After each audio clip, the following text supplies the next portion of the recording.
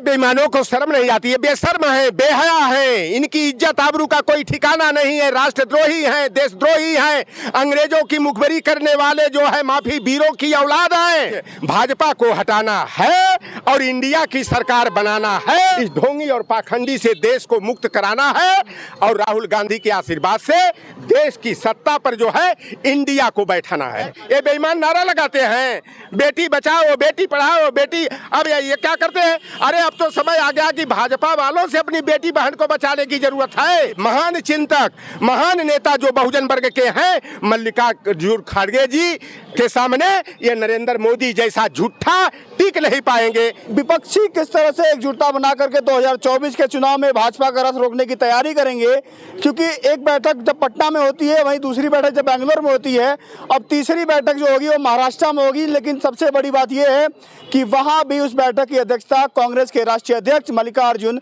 खड़गे करेंगे।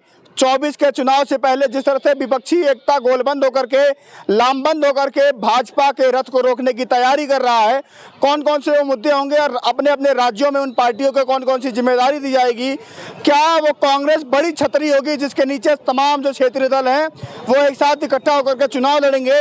इन मुद्दों पर बातचीत करने के लिए मेरे साथ कांग्रेस के नेता और एक जाने माने प्रखर वक्ता, बहुजनों के नेता मेरे साथ चौधरी लोटन नाम निशा जी मौजूद हैं। इनसे बातचीत करेंगे और समझेंगे कि आज जो नया नारा दिया गया है इंडिया वर्सेस एनडीए, जो इंडिया है वो विपक्षी दल है और एनडीए है वो भाजपा का दल है, तो इंडिया वर्सेस एनडीए में इस भारत देश की जनता किसके साथ 2024 के लोकसभा के चुनाव में खड़ी रहेगी? स्वागत है आपका।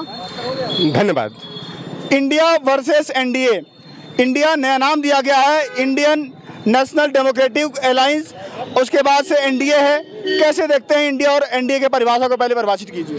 देखिए 2024 का जो लोकसभा का चुनाव है वह देश के लिए मरने मिटने के मुद्दे पर सवाल है, क्योंकि यह जो आज एनडीए का जो मतलब है नॉन डेमोक्रेटिक अलायंस, अलोकतांत्रिक गठबंधन है, और दूसरी तरफ जो आज 24 दलों की बैठक जो बेंगलोर में खत्म हुई है, तो उसका जो नाम इंडिया, उस अलायंस का नाम रखा गया है Indian national democratic inclusive alliance रखा गया है।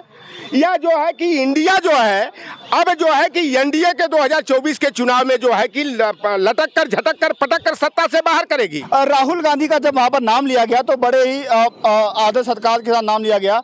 ममता बनर्जी ने बोला कि हम सभी के चहेते राहुल गांधी। तो राहुल गांधी को लेकर के जो बीजेपी के आईटी सेल या बीजेपी के नेता जो एक इमेज बनाते थे, पप्पू पप्पू, तमाम ऐसी चीजें बनती थी। भाजपा कहती थी कि राहुल गांधी हमारे लिए वरदान है, राहुल गांधी से हमारा मुकाबला होगा तो हमारी अच्छी बात है। क्या अब राहुल गांधी भाजपा के लिए चुनौती, राजनीतिक चुनौती साबित हो रहे हैं? क्योंकि जिस तरह से उनकी जो भारत जोड़ो यात्रा रही, उसके बाद से जो जनता से मिलकर के जन नेता बनने की कदम पर चल चुके हैं, तो क्या अब बीजेपी को राहुल गांधी से डरना चाहिए? देखिए भारतीय जनता पार्टी जो है नाटकीय अंदाज में कोई कार्यक्रम करती है, और राहुल गांधी जी जो आज जो 3750 किलोमीटर की पदयात्रा करके जो जननायक की छवि को बना करके जो भारतीय जनता पार्टी की गोदी मीडिया राहुल गांधी जी को कमतर दिखाने के लिए पप्पू पप्पू कह करके उनकी इमेज गिराने का काम करती थी, राहुल गांधी जी आज पूरे विश्व के पटल पर राहुल गांधी जी की जो है कि चर्चा हो रही है, और राहुल गांधी जी देश के सच्चे जननायक बन गए। राहुल गांधी जी किसानों के साथ, मजदूरों के साथ, ट्रक चलाने वालों के साथ, मैकेनिक के साथ जो है खेत खलिहानों में जा करके, चाहे ट्रैक्टर चलाने का मामला हो, चाहे धान की रुपाई का मामला हो, ये सारे काम वह सीखने के लिए कर रहे हैं। और राहुल गांधी जी की छवि से भारतीय जनता पार्टी जो है बिल्कुल घबराई हुई है, उसकी रातों की नींद हराम हुई है, और राहुल गांधी जी को प्रधानमंत्री बनने का सपना नहीं है। मैं सच बता दूं, अगर उनको इंदिरा गांधी जी को, सोनिया गांधी जी को अगर प्रधानमंत्री बनने का सपना रहा होता, लक्ष्य रहा होता, तो जब डॉक्टर मनमोहन सिंह जी को 2004 में, 2009 में, यानी कि 2004 से 14 तक जब कांग्रेस की सरकार थी, उस समय राहुल गांधी जी देश के प्रधानमंत्री बन सकते थे। और राहुल गांधी जी ने स्पष्ट शब्दों में उन्होंने कह दिया पदयात्रा के दौरान कि मुझे देश का प्रधानमंत्री बनने की लालसा और अभिलाषा नहीं है, हमारी चिंता है देश की अस्मिता को बचाना, देश के लोकतंत्र और संविधान पर जो खतरे के बादल मंडरा रहे। भाजपा के इसी बात पर भाजपा के नेता सवाल खड़े कर रहे हैं और ट्वीट कर रहे हैं कि जो बेंगलोर में विपक्ष इकट्ठा हुआ था वो बिन दूल्हे के बाराती हैं, दूल्हा कौन है पता नहीं, आपस में लड़ भिड़ जाएंगे। अच्छा, ये बेईमानों को शर्म नहीं आती है? बेशर्म है, बेहया है, इनकी इज्जत आबरू का कोई ठिकाना नहीं है, राष्ट्रद्रोही हैं, देशद्रोही हैं, अंग्रेजों की मुखबरी करने वाले जो है माफी वीरों की औलाद हैं। अरे बेईमानों को पटना वाली रैली में लालू जी को नहीं सुना क्या? लालू जी ने जो कह दिया कि राहुल जी शादी कर लीजिए, दुल्हा बन जाइए, बाराती बनने के लिए हम लोग सारे लोग तैयार हैं। अरे तो राहुल गांधी जी, अरे लालू प्रसाद यादव जी जैसे सामाजिक न्याय के महान योद्धा के संकेत को बेईमान समझ नहीं रहे हैं। भाई राहुल गांधी जी देश के प्रधानमंत्री बन सकते हैं, लेकिन उन्होंने साफ कह दिया मेरी चिंता लोकतंत्र और संविधान को बचाने की है।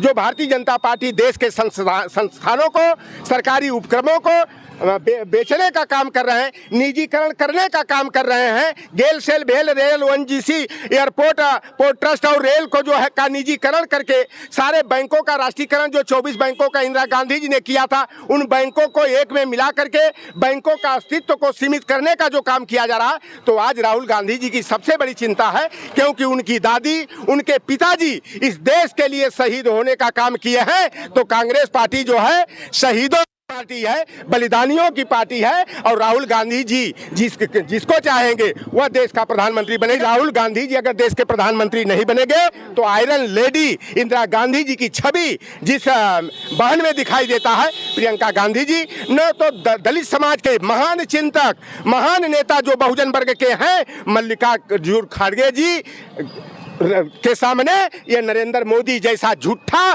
टिक नहीं पाएंगे। कांग्रेस वो बड़ी छतरी होगी जिसके नीचे सभी छतरी दल आएंगे, आपको लगता है? निसंदेह कांग्रेस पार्टी आज एक देश की प्रतिपक्ष की सबसे बड़ी पार्टी है, और कांग्रेस पार्टी के छतरी के नीचे सारे लोगों को अपने अहम को त्याग करके एक संकल्प, एक लक्ष्य, भाजपा को हटाना है और इंडिया की सरकार बनाना है, संविधान और लोकतंत्र को बचाना है।